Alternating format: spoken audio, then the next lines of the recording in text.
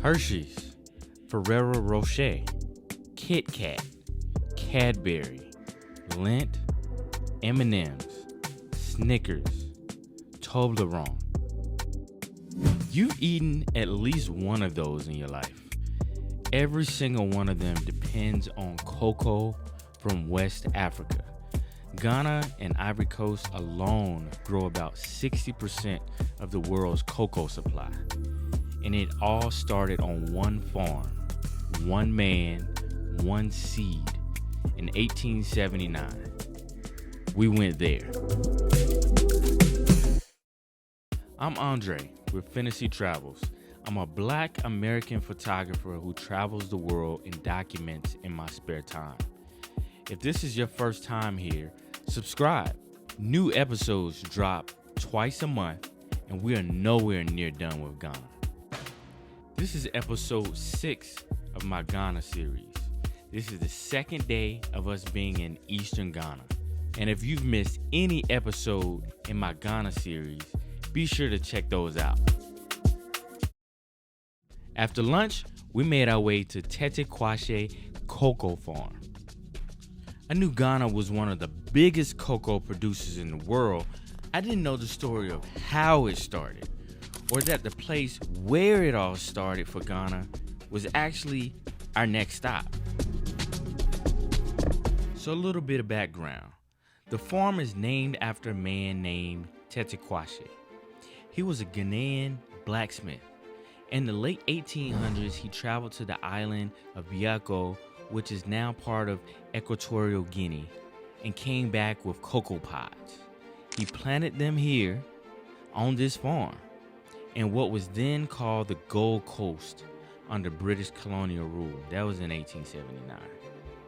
And from those plants, Ghana's entire cocoa industry was born. Now, think about those brands from the opening: Hershey's, Ferrero Rocher, Lindt, Cadbury, Kit Kat, all of them. Switzerland is world famous for chocolate. Belgium is world famous for chocolate. The United States has some of the biggest chocolate companies on the planet. Not one of those countries grows a cocoa bean. They process it, they brand it, and then they sell it. But the raw ingredient, the thing that makes all of that possible, comes from right here, from West Africa, from farms just like this one. And most people eating that chocolate have no idea.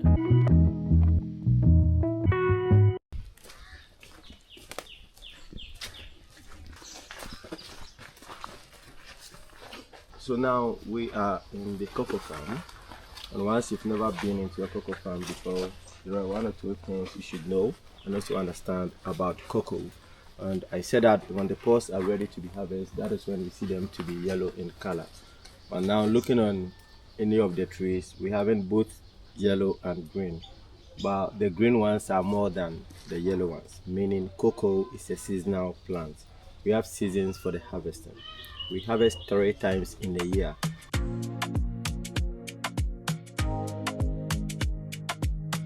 Ghana grows 3 varieties of cocoa. The original is the amelanado, the seed Tetteh Quarshie brought back. You plant it and wait 6 to 7 years before it produces anything. That's a long time to wait. Researchers developed 2 more, the hybrid and the Amazonian. Those start producing in 2.5 to 3 years, but only live about 25 to 30 years before you have to cut them and start over again. The amelanado has no set lifespan. It keeps going as long as you can take care of it, which is why the original tree on this farm, planted in 1879, is still standing, 146 years old. We'll get there. So we just have to lay our leaves and take our ripe cocoa pod, strike open. This is how the beans are always arranged in the pod. And the beans in every cocoa pod starts from 1 up to 55. No less than 1 and not also exceeding 55. It's always in between. which can be taken in as a fruit. So take a bean, don't bite it, just suck it like honey. You suck off the sweetness and then you spit the bean out.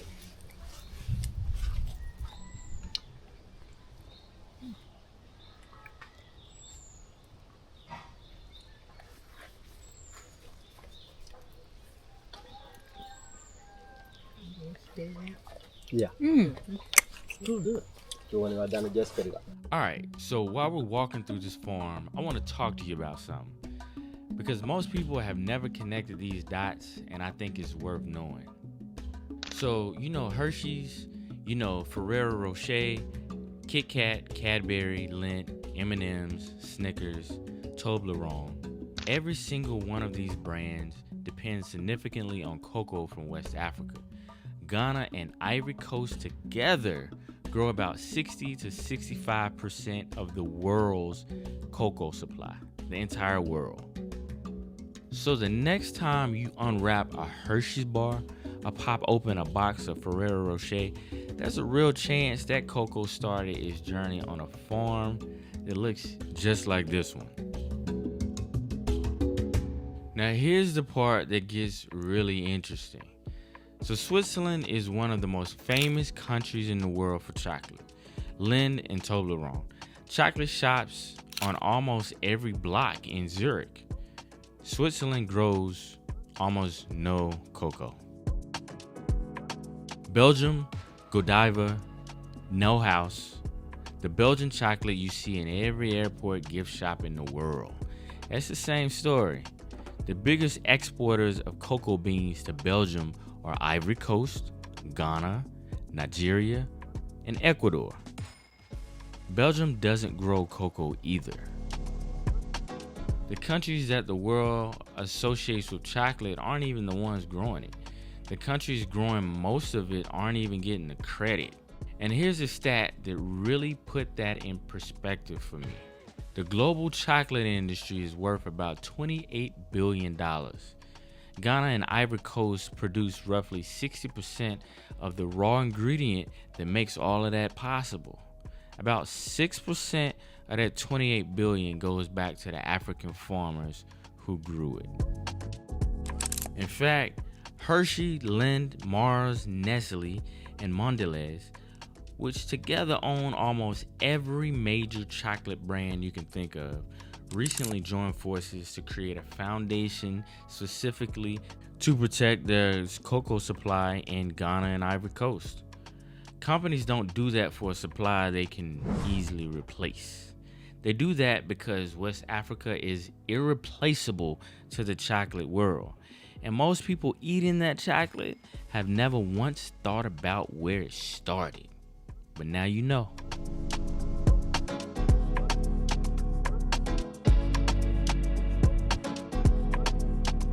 Fermentation begins under darkness.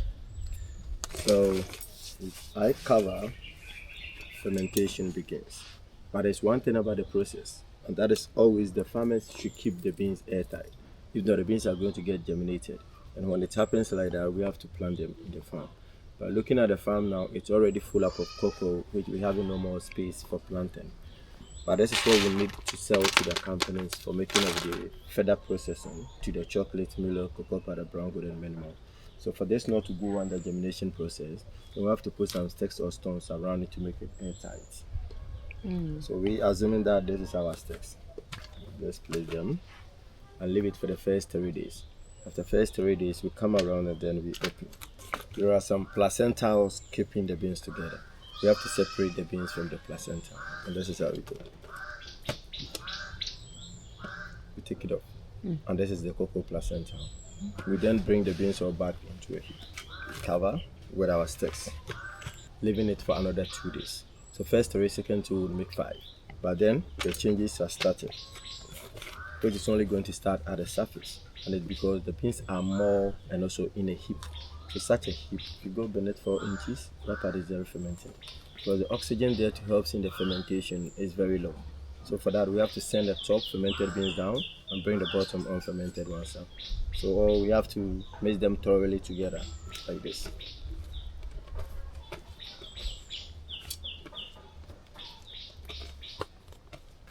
and cover for the last 2 days. So 3, 2, 2 would make 7. After 7 days, the beans totally becomes brown like this. And this would be the end product of cocoa from every cocoa farmer. So it will turn after the fermentation to brown, though it will still be wet. We need to dry them. And in Ghana, we only dry our cocoa beans under direct sun, which needs to be done on this mat. And this was made from a raffia tree, tied it with these ropes, made it in such a way that when it's about to rain, the farmers may be able to hold the mat together with the beans, so they can put rubber or roofing sheet to prevent the beans from becoming wet. And that is when we are doing the drying, we don't have to allow water or rain to fall on it. That way the beans are going to turn moldy like this. And when it happens like this on the market, we're also going to lose your price. One more thing about this plant that surprised me. Nothing in it gets wasted. Not one part. The beans become chocolate, cocoa powder, cocoa butter, which shows up in skincare, hair products, body creams, and lotions all over the world. Ghana is one of the largest suppliers of the raw cocoa that feeds all of those products globally. Here in Ghana, the dried cocoa pod husk get burned into ash, mixed with palm oil and water, and stirred over fire until it goes solid. That's one of the traditional ways Ghanaian black soap is made. The version made here using cocoa pod husk is specific to Ghana's cocoa farming tradition though. The pods left after the beans are removed and fed to animals. And when they decompose, they go back into the soil as organic fertilizer. The husk gets steeped into cocoa tea. The leaves treat malaria. The roots help with coughs. The bark is used for typhoid fever. From the root to the pod to the leaf to the husk, every part of this plant has a purpose. And then our guide walked us to the original tree, the one Tetteh Quarshie planted in 1879. So now we are at one of the original tree planted 1879. The oldest cocoa trees ever we have in the whole Ghana is this one and the one down there with the post. 146 years. So what this new cocoa tree is in were raised from these two. Looking at how older this cocoa tree is, maybe we are going to think that it should be very bigger and also taller than what we are seeing. But cocoa doesn't grow to become all that bigger when it becomes very old. But unless we check on the number of sprouts or the number of new offshoots that the trees may be having. So comparing these two old cocoa trees to the other ones in the farm, you will see that none of them are having more offshoots than original.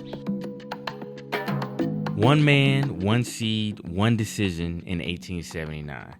And an industry that has supported millions of families on this continent for over a century, while most of the world ate the chocolate and never thought about where it came from. One more thing about this farm though. You can't grow cocoa alone. Young trees need shade, so farmers plant banana, plantain, and cocoa yam around them as temporary cover. As the cocoa matures, larger trees, mango, avocado, orange, take over as permanent shade. The whole farm is a system, everything working with everything else. Cocoa doesn't grow in isolation. We ended the day at Aburi Botanical Gardens, and the first thing you notice when you get up here is the air. Aburi sits 460 meters above sea level on the Akwapiam Togo Range. After a full day in eastern Ghana, that elevation change is pretty real. It cools down and it quiets down a little bit.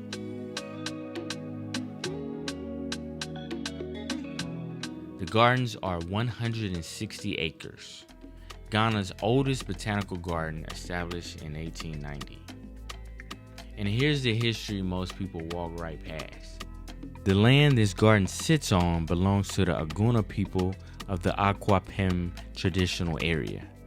Before it became a garden, colonial officials had already been using the site as a sanitarium since 1875, a place for them to come up from the coast to recover. The land was cleared by the Gona people themselves for someone else's comfort on their own land. That history is in the ground here, whether the signs say so or not. And the last history and connection about this area is these gardens were used in the 1890s to spread cocoa and rubber farming across the Gold Coast, but not for the benefit of Ghanaians. It's for export, for colonial economic output. But I think that's enough history for now. So let's just talk about the beauty of these gardens. So this tree, in Ghana here, we mostly call it the rubber tree. That's what we use it to make our plastics, like the rubber bowls, and yeah.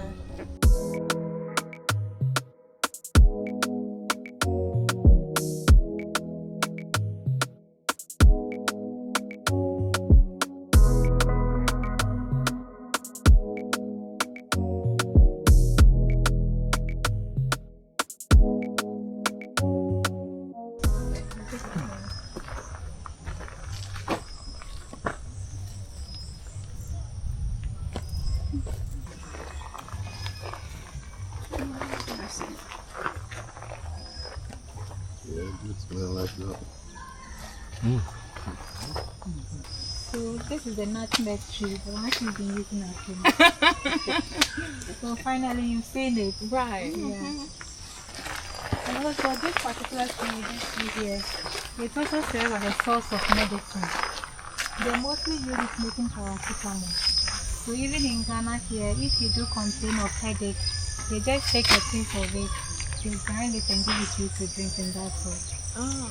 Every spice you've ever grabbed off a grocery store shelf, growing out of the ground right here in front of you. That's a heavenly feeling and experience. After independence in 1957, Ghana took these gardens back. What was taken from the people became a public space for the people.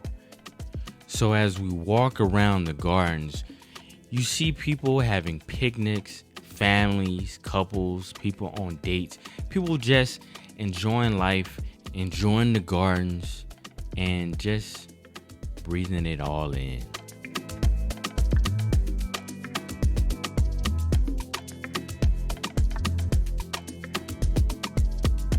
I came to Eastern Ghana expecting a nice day trip.